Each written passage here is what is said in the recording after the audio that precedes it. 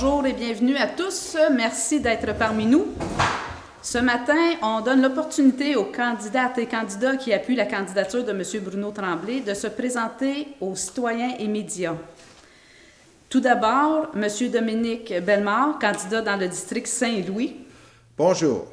Je me présente à titre de candidat aux élections municipales dans le district numéro 4, soit le district Saint-Louis. Ma famille est présente à Beauharnois depuis plus de 150 ans. Nous avons été très actifs dans le domaine de l'environnement, de l'architecture et de l'histoire. Moi-même, je suis avocat de profession, biologiste, et j'ai également une formation en administration des affaires et en gouvernance d'entreprise. J'ai agi pendant longtemps à titre de membre de conseil d'administration, plus particulièrement celui du Musée d'archéologie de la Pointe-du-Buisson, et de façon plus importante, pendant plus de 24 ans, sur le conseil d'administration de Société mondiale des animaux basé à Londres. Je fus le seul francophone à avoir occupé cette fonction.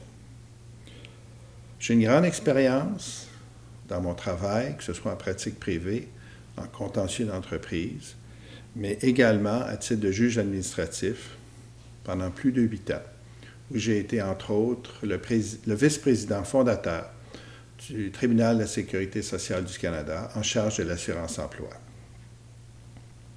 Plus particulièrement pour le quartier, je veux continuer le parachèvement des travaux de réfection des rues et des trottoirs, et peut-être de pistes cyclables.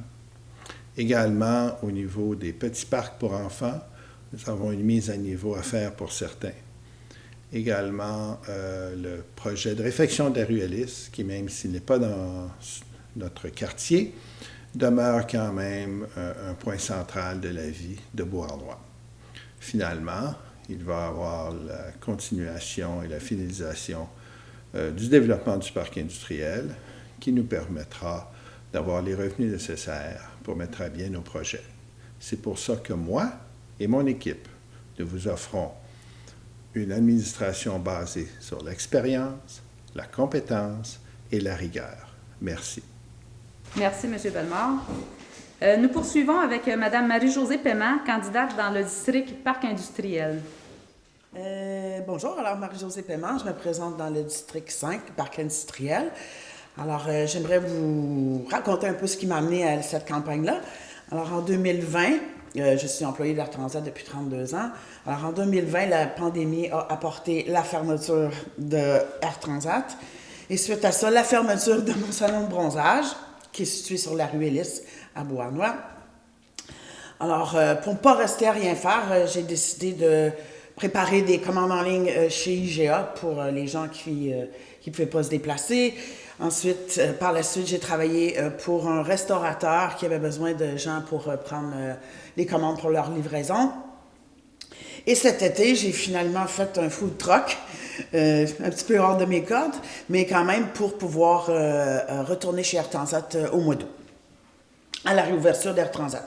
Alors, à partir du mois de septembre, Bruno m'a contacté pour savoir si ça m'intéresserait de faire partie de l'aventure en tant que conseillère. Alors, j'ai pris un petit peu de temps et j'ai dit oui. Et je suis bien contente parce que là, ma retraite approche. Le salon est un petit peu, je vous dirais pas, il se tient à flot, en tout cas pour l'instant. Et en plus, on arrive vers l'aménagement du centre-ville de Beauharnois, ce qui va me toucher directement, étant donné l'emplacement de mon commerce, et les autres commerçants.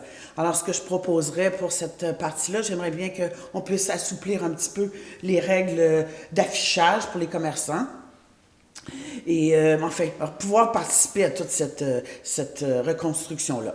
Et pour la partie plus Beauharnois, Parc Boursier, j'aimerais apporter des aires d'entraînement extérieur pour un peu tous, qui seraient gratuitement, c'est ça. Et ces aires d'entraînement sont disponibles dans d'autres municipalités comme Blainville et Mirabel, et j'ai eu la chance de rencontrer des gens qui s'en servent et qui participent et qui aiment beaucoup le principe. Alors voici en grande ligne ce que je représente, ce que je voudrais faire et ce que j'essaie pas motiver, mais Excusez-moi. D'agrémenter, ouais, c'est ça. Alors, j'espère pouvoir représenter les citoyens et les citoyennes du district 5 et je vous remercie d'avoir pris le temps de m'écouter. Merci beaucoup. Merci Marie-Josée. Dans le district des Moissons, c'est M. Benoît Priest qui est candidat. Malheureusement, il est absent aujourd'hui parce qu'il a eu des symptômes de COVID. Donc, il a dû aller se faire tester et il est toujours en attente de ses résultats. Nous poursuivons donc avec Mme Manon Fortier, candidate dans le district La Pointe-du-Buisson. Alors, bonjour tout le monde. J'espère que vous allez bien avec cette belle température.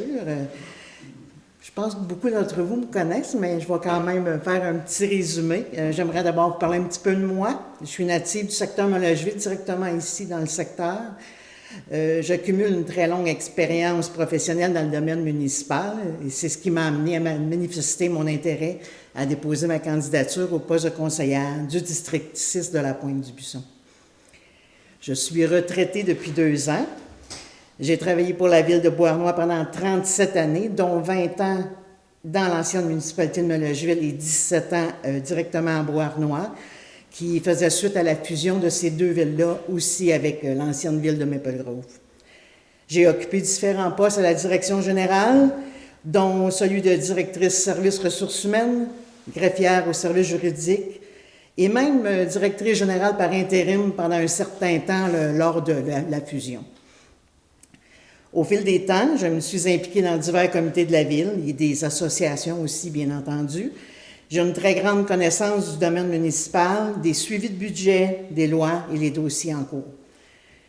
Après 2 ans, je peux m'en rappeler encore un peu. Le domaine municipal m'a toujours passionné, alors lors de mon départ à la retraite, j'avais souligné que je reviendrais un jour à la ville, mais pas en tant qu'employé. Alors vous comprendrez qu'aussi aujourd'hui, me voici en tant que candidate au poste de conseillère municipale. J'ai entièrement confiance en M. Tremblay, qui est venu me voir aussi dans le courant de l'été. Et comme le dit notre slogan, je considère qu'il a besoin d'une équipe avec de l'expérience, de la compétence et de la rigueur. Le bilan positif de la ville ainsi que les réalisations en cours m'ont incité à vouloir m'impliquer afin de participer au développement autant résidentiel, commercial, industriel, au maintien de la mise à niveau des infrastructures de la ville et ainsi qu'à la revitalisation du centre-ville qui est assez important. Je désire m'impliquer, amener à terme la planification déposée par M. Tremblay. Je suis convaincue que mon expérience municipale sera un atout dans l'avancement de tous les projets à venir. Je désire donc travailler en étroite collaboration avec le conseil municipal et aussi avec l'équipe des employés de la ville qui, sans eux, sans équivoque, ils sont un atout essentiel au bon fonctionnement d'une saine gestion tout en assurant des services de qualité pour les citoyennes et citoyens. Le district 6 de la Pointe-du-Buisson a connu et connaît en ce moment un développement résidentiel important. Je crois qu'on le voit ici aujourd'hui. J'ai donc comme priorité d'assurer un milieu de vie sécuritaire, assurer la pérennité des services déjà offerts pour toutes les générations. On parle des parcs, garderies, écoles, installations sportives, culturelles, résidences, personnes âgées et on peut en ajouter. Je suis prête à relever ce défi-là. Je suis une personne à l'écoute. Je suis disponible pour tous les citoyens et les citoyens du district 6, bien entendu. En conclusion, j'appuie la candidature de M. Bruno Tremblay, qui brigue un 2e mandat à la mairie, ainsi que celle de Marie-Josée Paiement, Dominique Bellemare, Benoît Priest, et qui sont tous candidats en tant que conseillères et conseillers municipaux. Merci.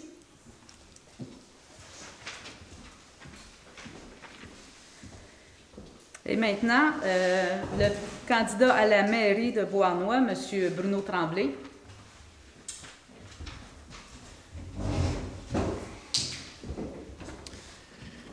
Alors, merci beaucoup, Brigitte. Et ce matin, c'est vraiment exceptionnel. Je suis accompagné de ma conjointe. Vous allez voir un petit peu pourquoi un peu plus tard. Joanne ne s'est jamais mêlée de politique comme telle, mais à un moment donné, comme disait quelqu'un, les bines débordent et c'est un petit peu ce qui se passe. Alors, bonjour à toutes et tous et merci d'avoir accepté notre invitation. Si Si nous vous avons convoqué aujourd'hui, c'est pour faire le point sur la campagne électorale en cours. J'en suis à ma 5e campagne électorale, mais celle-ci est bien différente de toutes les autres.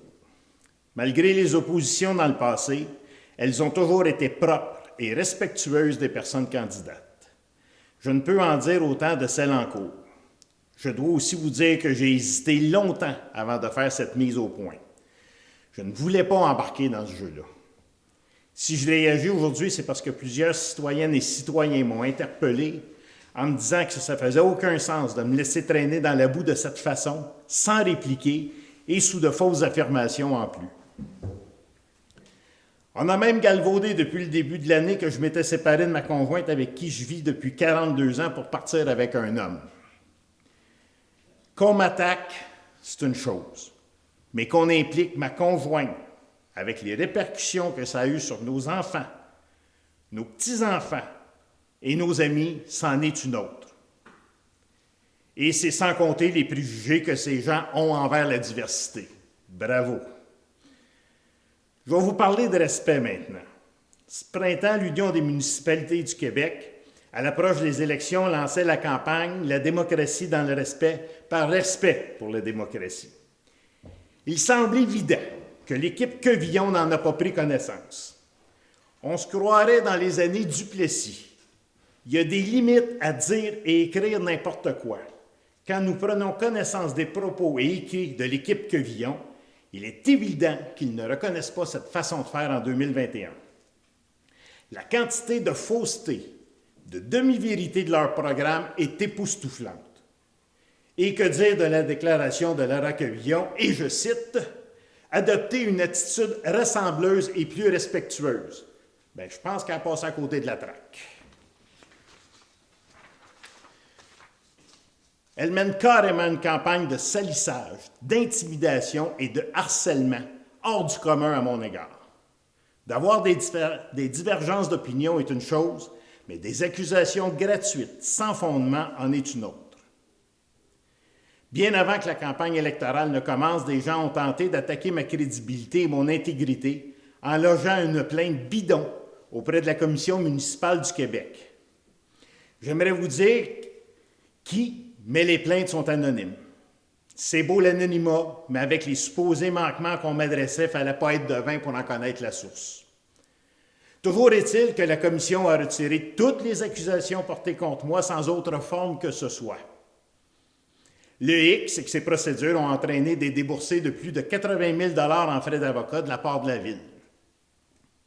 Curieusement, dans la même période, un conseiller annonçait sa démission en déclarant que j'avais instauré un climat toxique à la Ville avec le départ de certains employés. Si certains départs font suite à de fausses déclarations de la part de hautes dirigeantes de la Ville ou à la falsification de documents, eh bien, je crois que ce fut un bienfait pour la Ville. D'autres ont quitté pour la retraite ou pour relever de nouveaux défis, comme mon grand ami Éric Brunet rendu aux Îles-de-la-Madeleine. En passant, c'est encore mon chum, vous pouvez vérifier. Je vous reviendrai sur certains autres départs un peu plus tard, mais à ce moment-ci, je laisserai la parole à nouveau à Mme Manon Fortier, qui a quitté la Ville pour une retraite bien méritée et pour laquelle, effectivement, je lui avais demandé de garder quand même certains souvenirs pour nous parler du climat de travail qu'elle a vécu avant le départ de certaines personnes. Manon, s'il te plaît. Alors, bonjour. C'est sûr que lorsque M. Tremblay m'a demandé de revenir parler de la Ville, vous savez qu'avec mes 37 ans d'années de service, je peux en parler un peu, mais je peux en parler beaucoup des années précédant l'arrivée de ce conseil-là en place. J'ai été présidente d'élection à plusieurs reprises. Vous voyez que je suis dans l'inverse présentement. Alors, j'ai toujours prôné pour des campagnes électorales propres, et ça, M. Tremblay peut vous le certifier. Mais à ce moment-ci, il est clair que l'équipe Quevillon ne s'en va pas dans ce sens-là, et ça mérite des explications. Je suis donc la bonne personne pour vous parler du climat de travail durant les années précédentes de l'arrivée de M. Tremblay en tant que maire. La vision de l'ancienne direction générale était bien loin d'une gestion municipale, mais plutôt d'une gestion privée. Tout cela débute avec des conflits, le manque de respect, l'ingérence de la direction générale avec l'exécutif syndical. Le but était de faire tomber les syndicats. C'est pas compliqué, c'était clair. Et entre autres, c'était de pouvoir procéder à de l'embauche de nouveaux personnels sans devoir respecter les critères de toutes les conventions collectives. Ayant occupé 2 postes en même temps, j'ai été aussi directrice du service des ressources humaines pendant quelques années. Alors, à ce moment-là, j'ai tenté à plusieurs reprises de faire cesser le climat toxique. Mais la direction générale, au lieu de m'écouter, m'a complètement écarté de ce poste-là et a déposé une réorganisation du personnel en me laissant greffière, tout simplement. Donc, on ne voulait plus me voir aux ressources humaines. J'ai donc été remplacée par une personne en place sans aucune expérience et s'en est suivi par la suite des avis disciplinaires, des griefs, des filatures non justifiées sur un membre de l'exécutif syndical. À cela s'est ajouté d'énormes frais d'avocat à la Ville pour défendre, ces dossiers-là. Plusieurs dossiers ont dû être annulés vu le manque de preuves et de faits. Un dossier de congédiement a même coûté 1 an de salaire rétroactif pour un employé qui a été congédié sans cause et la Ville a été aussi tenue de réembaucher cet employé-là. Suite à la rétrogradation de la directrice générale, M. Malenfant, Jacques Malenfant, a été embauché à titre de directeur général par intérim. Celui-ci a fait enquête sur l'organisation municipale et le climat de travail qui en découlait. Il a rédigé un diagnostic organisationnel très sévère sur l'ancienne administration. Un comité avait été mis sur place et plus de 95% des dossiers en litige ont pu être réglés à la satisfaction des parties. J'ai fait partie aussi de ce comité-là. Du côté du personnel cadre, on nous a interdit de s'adresser au maire ou à tout membre du conseil municipal sous peine de conséquences sévères. Et je peux vous dire que lors d'une rencontre, l'ancienne direction générale nous a dit dans ces mots « Je veux avoir des gens souriants et impliqués. Vous devez naviguer dans le même sens que moi.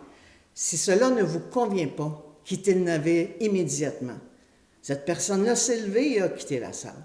Nous a laissés comme ça.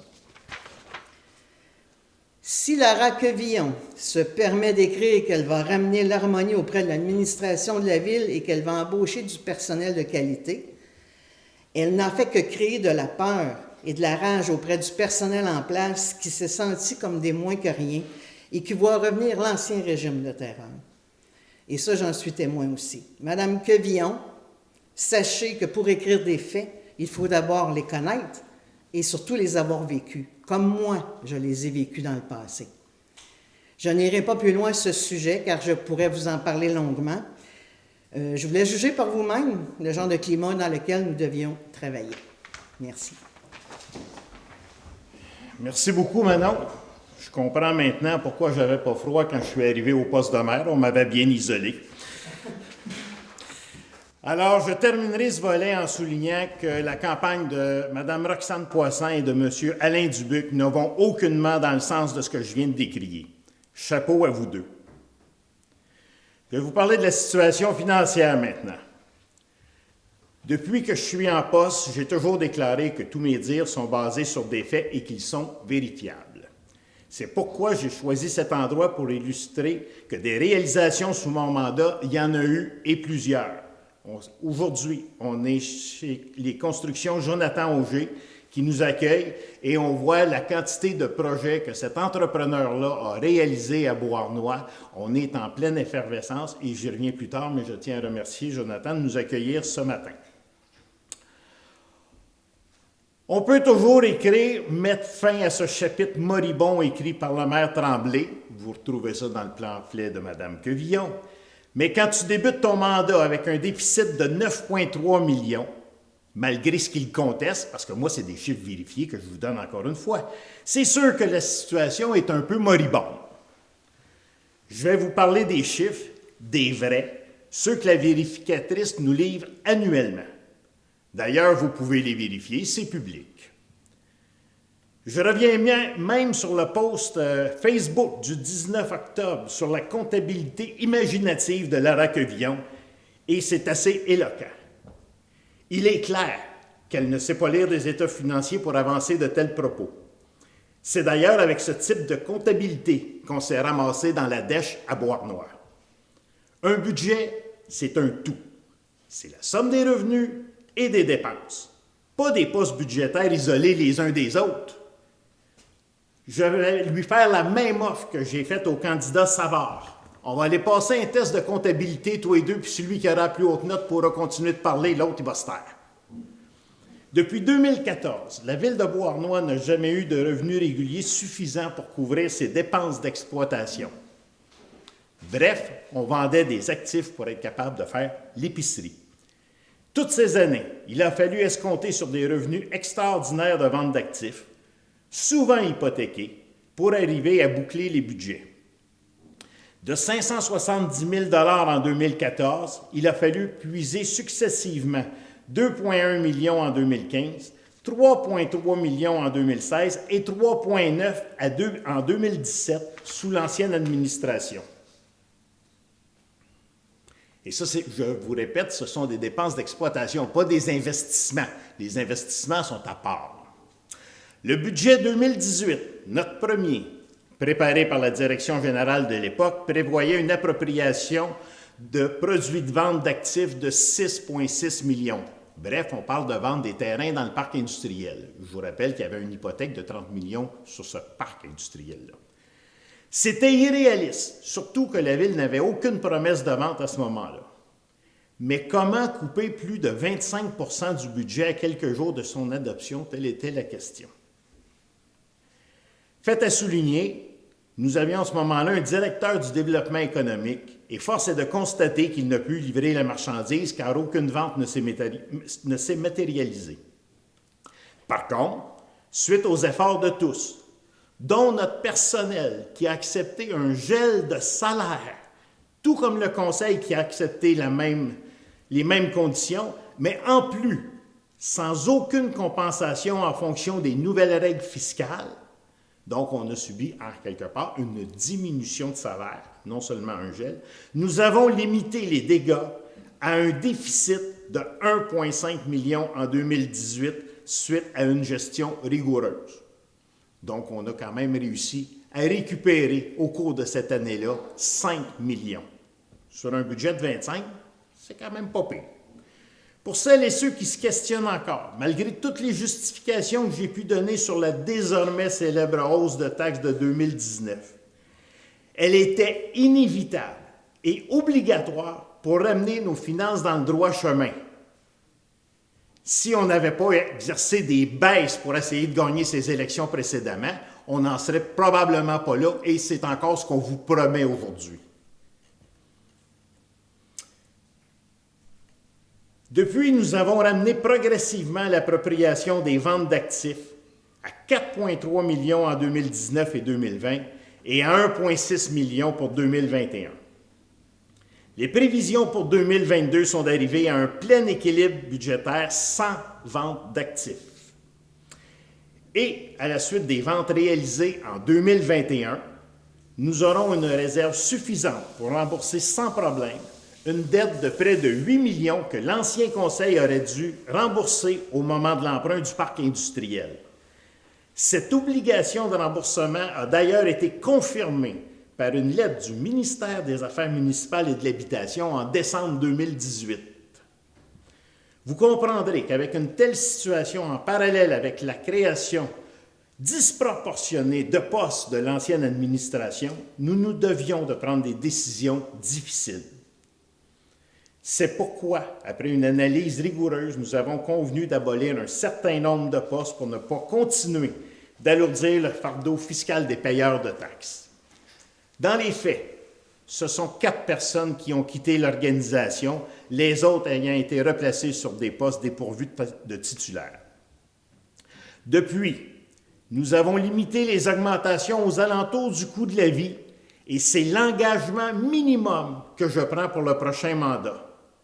Notre assiette fiscale sera plus diversifiée avec l'ajout de projets porteurs, autant au niveau résidentiel, mais surtout industriel. Avec les sommes importantes que nous avons consacrées à la mise aux normes et à niveau de nos installations d'épuration actuellement en cours, et les reports des réfections de rue, nous devrons revoir l'ensemble de notre planification financière pour répondre aux nouveaux besoins. Concernant le développement industriel, aucun doute possible. Même si l'équipe Quevillon en a, tous les terrains du parc industriel sont vendus, notariés, payés, je dirais même encaissés, pour être sûr que les fonds étaient là, et ce, en toute transparence. Ils ont trouvé preneur au prix fixé dans le plan de développement 2020. Quand nous comparons avec le projet de la brasserie Molson à Saint-Hubert, où la ville de Longueuil a vendu le terrain pour 1 pièce le pied carré, je vous rappelle que nous, on est à 3,5 $, et vous verrez à l'écran toutes les références des articles de journaux sur ces différents points, qui ont payé une compensation pour les milieux humides de 2 millions de dollars et qui ont octroyé un crédit d'impôt sur 5 ans de 15 millions de dollars. Je crois que nous avons fait beaucoup mieux. Pendant mon mandat, je l'ai dit d'ailleurs dans un article à un moment donné, compte tenu que Molson, je pense qu'ils ont les reins suffisamment solides, ce n'est pas les frères de l'amour infini, je pense qu'on pouvait se permettre de continuer de vendre nos terrains à 3,5 pièces du pied carré plutôt que d'accepter de telles conditions. Pendant mon mandat, je ne vous ai annoncé que des réalisations et aucun projet avorté, tel Solumet ou Delson Transport, et j'en passe. Et c'est sans compter que certains de ces projets ont grévé les revenus de la ville ayant été comptabilisés au livre par l'administration précédente et que nous avons dû radier avec les conséquences que ça implique. On appelle ça en général un déficit. Alors, des projets, des vrais, réalisés pendant mon mandat, en voici. Transport Louis Pouliot, Lalonde-Brien, CNN, Toiture du Nord, connu communément sous le nom de Pont-Maçon, les entrepôts Art et Frères et Galland pour la phase 1 et 2 sont en cours. Donc, c'est des réalisations, c'est des choses qui sont concrètes. C'est plus de 100 millions de valeurs foncières qui viendront s'ajouter à court terme. Nos autres projets qui devraient voir le jour sous peu sont l'expansion d'OVH Cloud, avec qui j'avais encore une rencontre hier, à même l'ensemble du site de RTA. Et ce qu'il faut savoir, c'est que OVH avait déjà des conditions pour pouvoir racheter une partie de l'installation et les discussions sont en cours pour qu'ils puissent acheter l'ensemble de l'installation suite aux travaux de décontamination que Rio Tinto Alcan est en train de faire. La portion au nord de l'autoroute 30 par FitVenture et bien entendu Google vont voir le jour sous peu. Et que dire du directeur de développement économique de l'époque qui ne croyait pas à ce projet, et je vous réfère à Google. Sa seule réalisation en 1 an et demi est la vente en 2018 d'une partie de terrain de la caserne d'incendie pour faire un stationnement au montant de 32 684 $. Malgré l'absence d'une personne à ce poste pendant les 3 dernières années, je crois que nous avons fait beaucoup mieux. Concernant la marina et la capitainerie, quelle saga! Dépassement éhonté de coûts, conception inadéquate, mauvaise gestion, plan d'affaires irréaliste et poursuite de 8,7 millions contre la ville et la corporation de développement en Rive chargée d'exploiter la marina. Bien que nous ayons pu avoir un règlement hors cours au montant de 1,4 million, il est tout de même intéressant de voir que plusieurs personnes de l'équipe Quevillon et son entourage sont citées dans les pièces déposées en preuve. Fort inquiétant. Mon administration n'a pas été impliquée dans ce montage de ce projet d'aucune façon, si ce n'est que pour ramasser les pots cassés. Je pourrais vous en parler un peu à l'image de Mme Fortier tantôt. Je pourrais vous en parler pendant des heures. En tout cas, je pourrais vous en parler minimalement pendant les 4 dernières années. Nous avons tout de même réussi à compléter les travaux de la capitainerie et nous sommes à revoir complètement la configuration du brise-lames et des quais à la suite du bris de 2018. Des études sont en cours et nous espérons une remise à l'eau pour 2022. Entre-temps, nous avons procédé aux réparations du brise-lames endommagé de certains quais, dommages qui se sont chiffrés à au-delà de 200 000 $.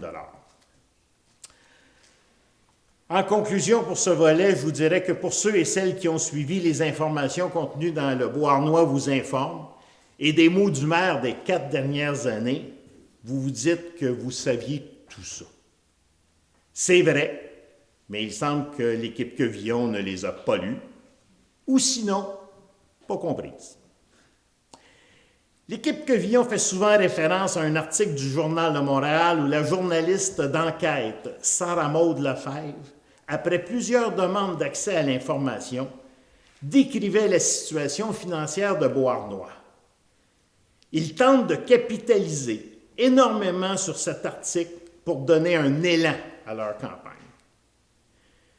Pourtant, il n'y a jamais eu autant d'investissement dans Beauharnois depuis cet article. Encore une fois, l'équipe Quevillon rate la cible. Je m'arrête là, c'est assez. Je vais vous parler de notre campagne maintenant. Oui, merci.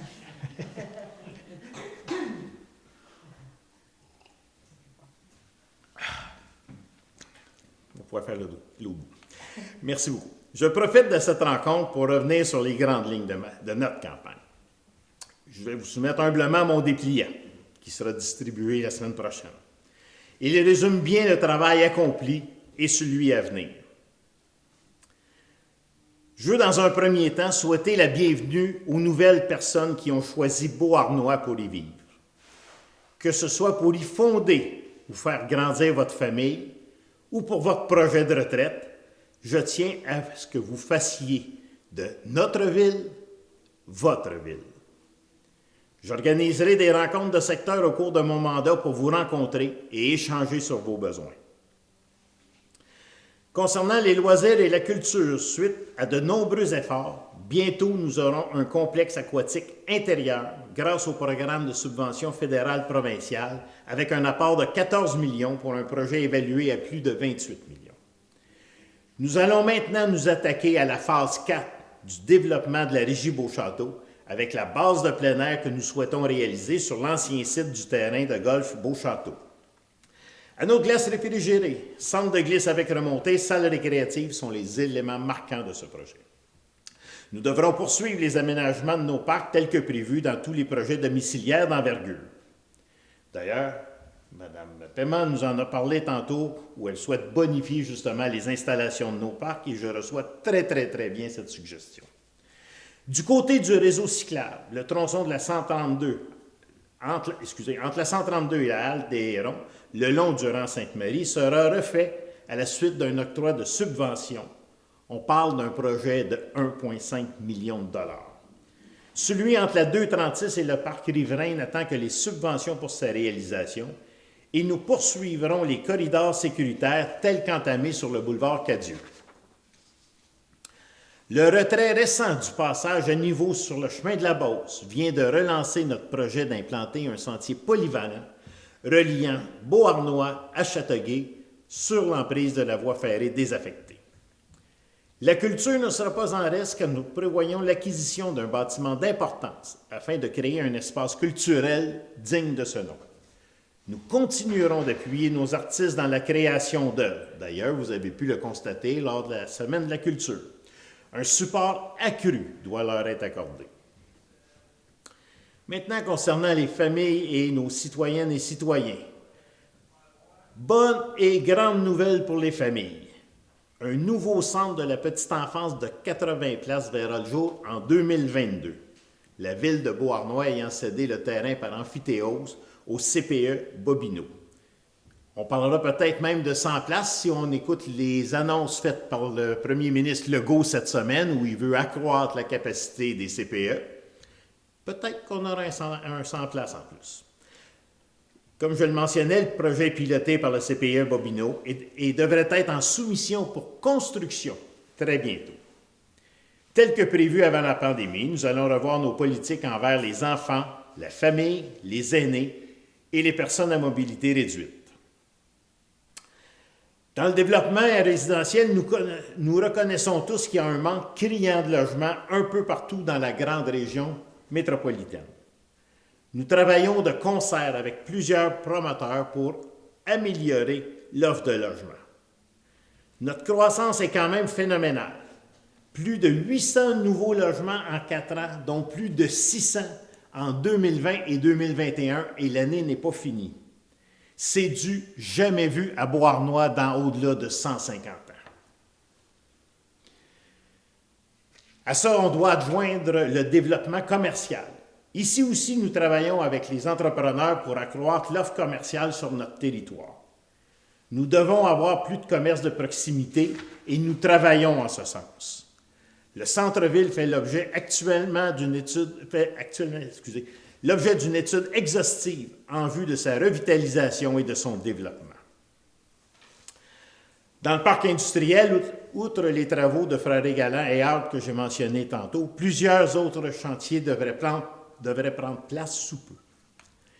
Évidemment, je reviens sur celui qu'on ne peut passer sous silence, c'est-à-dire Google, dont le projet n'attend que les approbations au schéma d'aménagement.